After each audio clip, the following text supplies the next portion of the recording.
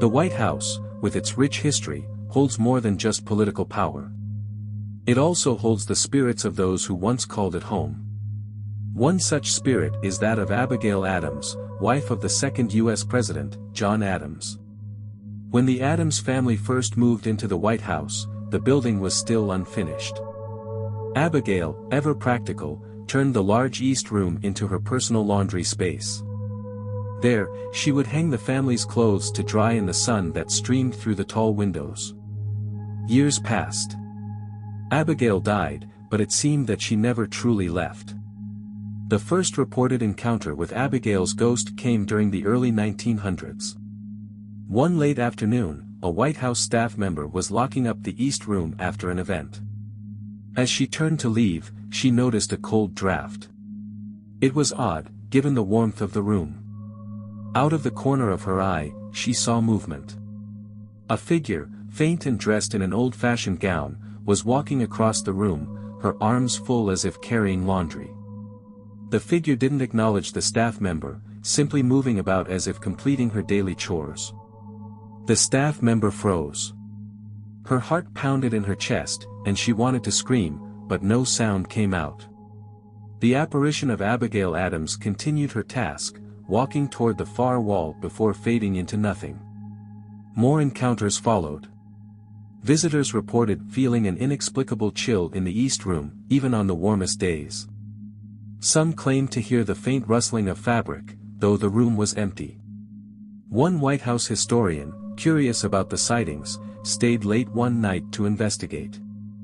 As the historian sat in the East Room, they heard it, the unmistakable sound of footsteps on the wooden floor.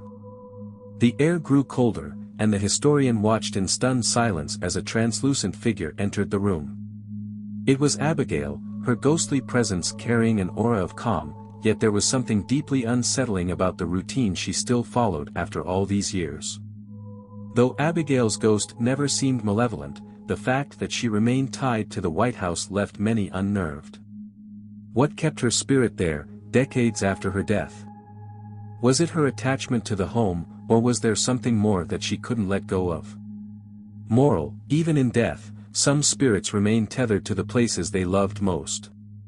The weight of history can keep us bound, even when our time has long passed.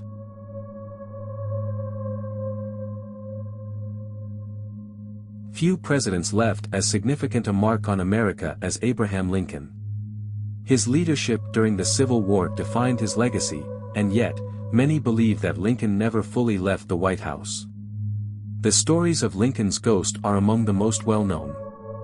Late at night, footsteps can be heard in the hallways, slow and deliberate. Those who have heard them say they are unmistakably the footsteps of a tall man, pacing as if deep in thought. One night, during Franklin D. Roosevelt's presidency, Eleanor Roosevelt was working late in the Lincoln bedroom. The room was dimly lit, the weight of the night pressing in around her. Suddenly, she felt a presence, a chill in the air that made her shiver. The hair on the back of her neck stood on end. Eleanor turned slowly, and there, near the window, stood a figure, tall, shadowy, and unmistakably Abraham Lincoln. His face was serious, his eyes fixed on the landscape outside, as if contemplating the state of the nation. Eleanor was frozen with fear, but at the same time, she felt an odd sense of calm. Lincoln's presence, though eerie, didn't feel threatening. It was as though he was still watching over the country, his spirit refusing to rest until the nation he had fought for was truly at peace. Winston Churchill also had a terrifying encounter with Lincoln's ghost.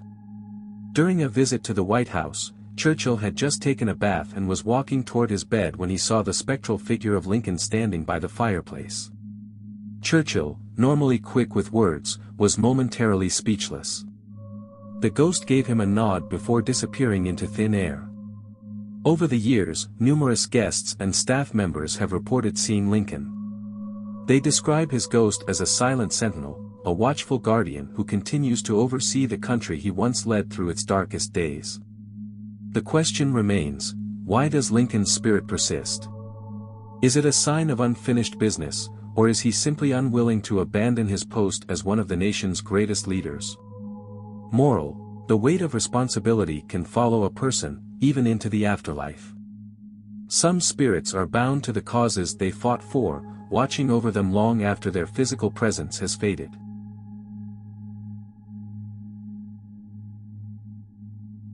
While the White House is known for its famous hauntings, there are darker stories, ones that few dare to speak of. One of these involves the attic, a place many staff members avoid at all costs. It started with small things.